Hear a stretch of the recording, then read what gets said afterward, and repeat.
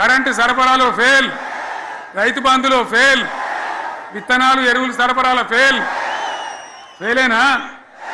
ధాన్యం కొనుగోలులో ఫెయిల్, పల్లెలు పట్టణాల అభివృద్ధిలో ఫెయిల్, భూముల ధరలు పెంచడంలో ఫెయిల్. మరి దేంట్లో పాస్ అయిండు? ఎటుపడితే అటు ఒర్రుడు, దేవుళ్ళ మీద ఒట్లు పెట్టుడు, అబద్ధ వాగ్దానాలు చేసుడు,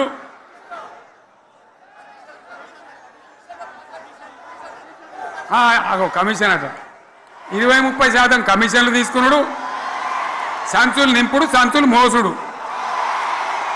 అంతేనా? కరెక్టేనా ఈ మాట అన్నా? కరెక్టేనా? నేను చెప్పి అన్ని ఫెయిల్ అయిందా ఈ ప్రభుత్వం? నిజమైతే ఒకసారి చేతులు లేవటరు దయచేసి, స్టేజ్ మీద లేవటరా? ఫెయిలేనా? ఈ మాట 20% 30% కమిషన్లని నేను అంటలేను. ఎవరన్నారు? స్వయంగా ఆర్థిక మంత్రి ఛాంబర్కు పోయి 200 మంది కాంట్రాక్టర్లు వాళ్ళు లొల్లిపెట్టి మమ్మల్ని 20-30% కమిషన్ అడుగుతుండ్రు, ఇది ఏమన్యాయం అని చెప్పి సెక్రటేరియట్లో చెప్పిన మాట నేను చెప్తా ఉన్నా. ఈ విధంగా మాజీ సర్పంచులు పాపం వాళ్ళు పనిచేసిన మా బిల్లులు ఇవ్వమనంటే వాళ్ళ గోస ఉచ్చుకుంటా ఉన్నారు. వాళ్ళేం పాపం చేసిండ్రు? ఈ విధంగా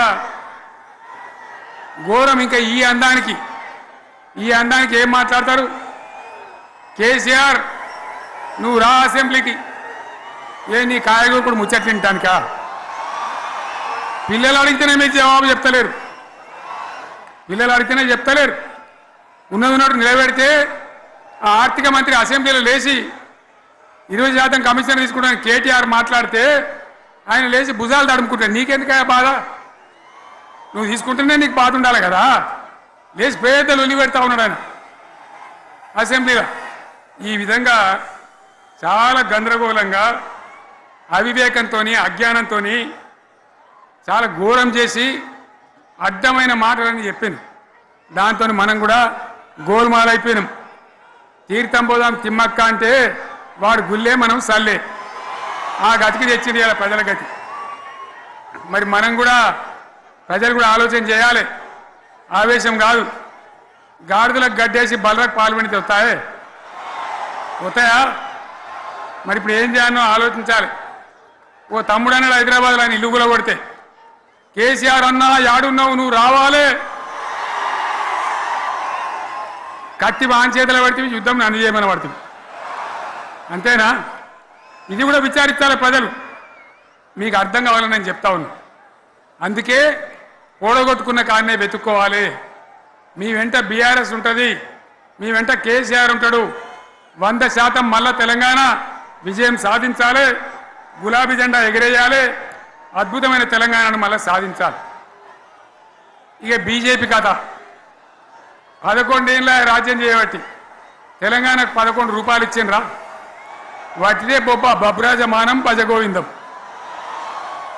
శుష్కప్రియాలు, శూన్యాస్తాలు తప్ప ఏమి ఇయ్యలే. 157 కాలేజీలు పెడితే మెడికల్ కాలేజీలు ఒక్కటన్నా తెలంగాణకు ఇచ్చిండ్రా? ఒక్క ప్రాజెక్ట్ కన్నా జాతీయ హోదా ఇచ్చిండ్రా? ఇక కాంగ్రెస్ వాడు ఇట్లా అంటే బీజేపీ వాడు అట్లా, ఏది లేదు.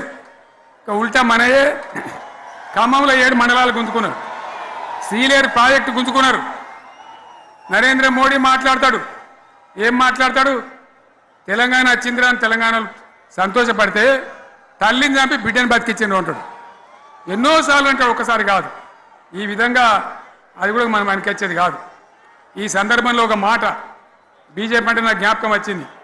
ఇవాళ కేంద్ర ప్రభుత్వం కగార్ అనే ఆపరేషన్ పేరు మీద ఛత్తీస్గఢ్లో యువకులను, గిరిజనులను ఊచకోత కొత్తా ఉన్నారు. అది ధర్మం కాదు. వీళ్ళు ఏమవుతున్నది? నక్సలైట్లు ప్రతిపాదన పెడుతున్నారు, మేము ప్రభుత్వం దగ్గరకు వచ్చి చర్చలు చేయడానికి సిద్ధంగా ఉన్నాము అంటున్నారు. నేను కోరుతా ఉన్న కేంద్ర ప్రభుత్వాన్ని, బలమున్నది కదా అని చంపుకుంటా పోవుడు కాదు, అది ప్రజాస్వామ్యం కాదు. ఆపరేషన్ కగార్ వెంటనే ఆపేయండి. వాళ్ళని పిలిచి, ఆ నక్సలైట్లను పిలిచి డెమోక్రటిక్ స్పేస్ ఇచ్చి చర్చలు జరపండి. వాళ్ళు ఏం మాట్లాడతారో చూడండి. అది కూడా నల్లనా తెల్లనా దేశం ముందరికి రాని. కానీ అట్లా కాదు, మొత్తం ఏర్పాటు